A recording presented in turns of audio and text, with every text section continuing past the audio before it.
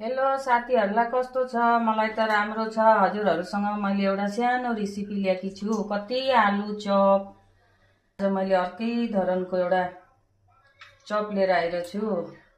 एउटा आलुको चप लिएर आएको छु। हजुरहरुले मन पराउनुहुन्छ बनाएर खानु। आलु मैले बोइल गरेको छैन है, मैले यस्तै काटेर राखेको हो। यसमा मैले यो आयुर्वेदिक चटनी लगाए, बिलाही लगाउँछु म। यहाँबाट यो बेसनको घोल हो।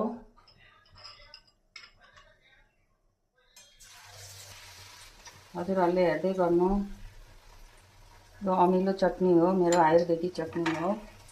यसो गर्नु। आज म भएको बादमा हजुरहरुलाई देखाउने छु। र बिलाहीको पकौडा कस्तो लाग्यो, राम्रो लाग्यो भने लाइक शेयर गरिदिनु। हजुरहरुले पनि बनाएर खानु। सधैँ एकै किसिमको कति खानु। फाइनली मेरो भयो बिलाही र आलुको चप। त्यहाँबाट यता यो भयो खट्टा चटनी, बुटको खट्टा आयुर्वेदिक चटनी। अब म काटेर तपाईहरुलाई देखाउँदै छु। मेरो लाल चा पनि भयो। साथीहरुलाई मैले पदिना हालेर देखाएँ। म लाल चामा पदिना हाल्छु। हजुरहरुले पनि ओके, कति राम्रो। हजुरहरुले पनि खानु, चासले पनि बनाएर खानु।